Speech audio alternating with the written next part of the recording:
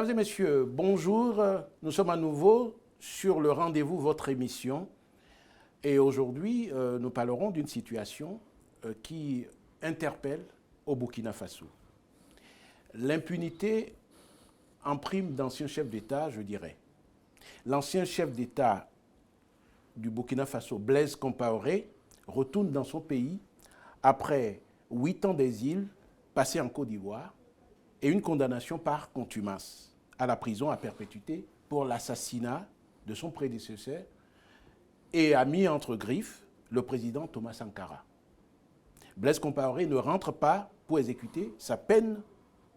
Le débarqué du pouvoir sous la huée populaire en 2014 est l'invité du nouveau putschiste burkinabé pour assister à une ridicule réunion d'anciens chefs d'État du Burkina, censé consacrer un processus de réconciliation.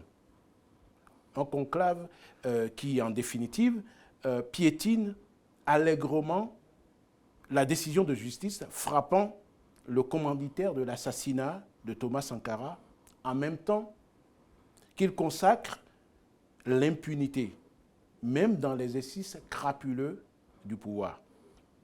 Il paraîtrait que le chef d'État, soustrait à sa condamnation, y va pour une consultation dans le cadre de la lutte contre le terrorisme.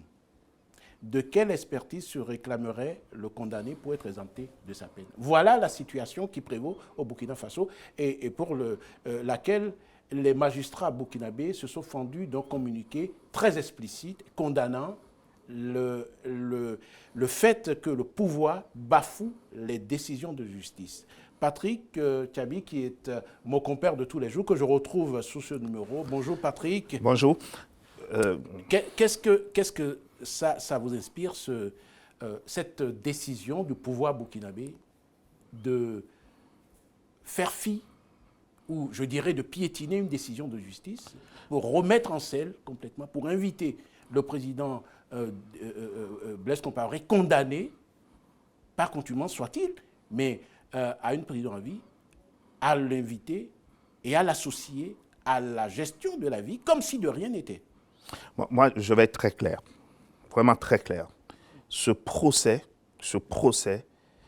des assassins, entre guillemets, de Sankara, c'est une mascarade.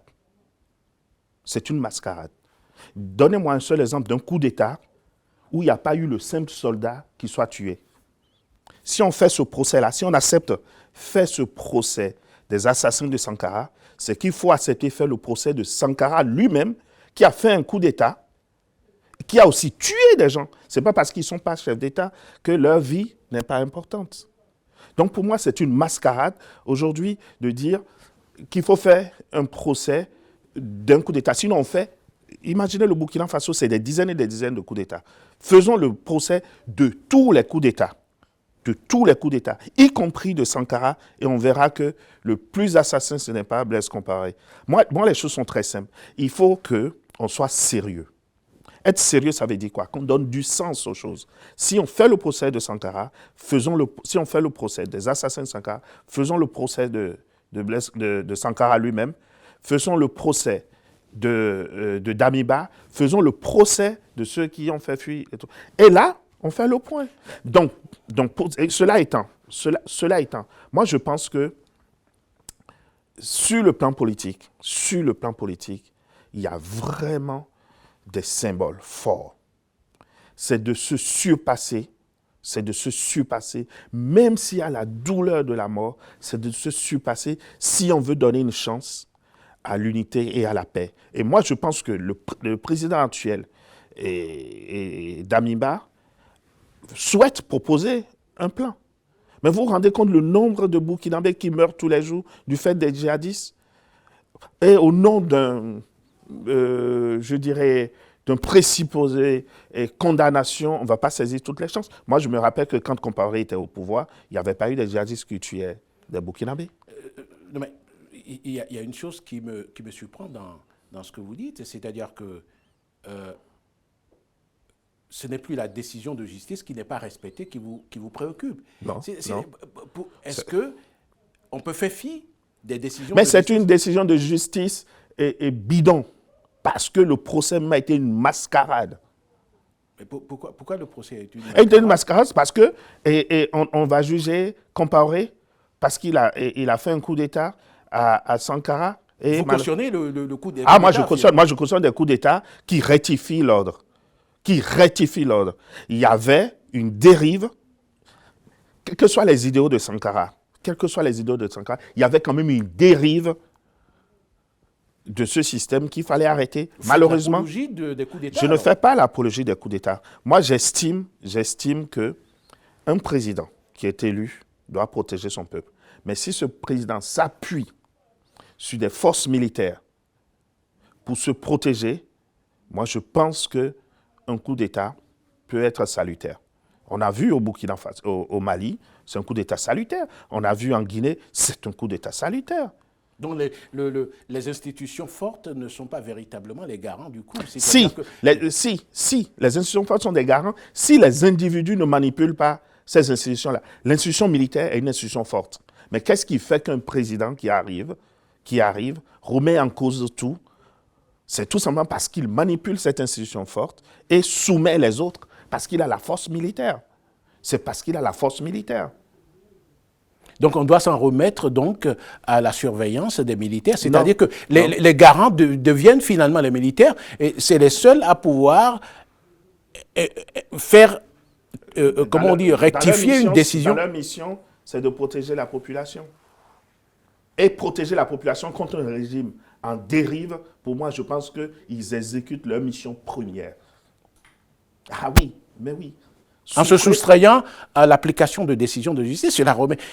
L'un des principes, l'un des garants d'un processus, d'une disposition républicaine, c'est quand même la justice en elle-même. Quand une décision de justice est fondée sur de la mascarade, ce n'est plus une décision de justice. En quoi c'est une mascarade? C'est une mascarade compte tenu du fait que ce procès, on l'a fait tout simplement parce que bien sûr, la figure de Sankara est une figure appréciée de par l'Afrique, etc.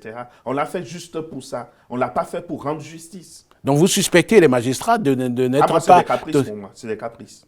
Ah, de magistrats? Ah, c'est des caprices de magistrats et d'un certain nombre d'hommes politiques. Ah oui, ah oui. Ah oui. Si on doit faire un procès d'un coup d'État, faisons le procès de tous les coups d'État. Mais si on fait le procès des coups d'État, est-ce que du coup, on remet en cause le principe des coups d'État ou on dit, on analyse des coups d'État? Ça veut dire que chacun sait à quoi s'en tenir. C'est-à-dire, si on fait un coup d'État, on fait un coup d'État, ça veut dire qu'on sait à quoi s'en tenir. Mais pour vous, est-ce qu'on devrait faire le procès de Damiba aujourd'hui? Ah, mais si les Burkinabés veulent le faire, ils n'ont qu'à le faire. Mais pour le faire, il faudrait convenir que les coups d'État ne sont pas légitimes. Ah, moi, je ne dis pas que les coups d'État ne sont pas légitimes. Moi, je ne dis pas ça. Il y a plusieurs types de coups d'État. Il y a des coups d'État qui viennent rectifier une situation quand le président en charge, le président en chair, va à la dérive, soumet son peuple, ne protège plus son peuple, tue son peuple. Quand vous avez des élections qui sont contestées par les civils et les civils manifestent à main nue, et vous, chef d'État, vous utilisez l'armée pour et tuer vos propres compatriotes, moi je pense que l'armée peut aussi à un moment donné dire nous ne sommes pas faits pour ça et se retourner contre vous. Ne vous leurrez pas, hein. Le peuple est toujours souverain. Le peuple est toujours souverain. Qu'il s'appuie sur l'armée ou pas, il exécute ce qu'il veut. Vous voyez ce qui s'est passé au Sri Lanka ce week-end? C'est extraordinaire. Où le peuple a envahi le palais et le président a fui, a fait les murs. Ça vous rappelle quelque chose? Mesdames et messieurs, ce débat, on pourrait le continuer. Nous vous demandons simplement de liker cette émission et nous retrouvons la prochaine fois.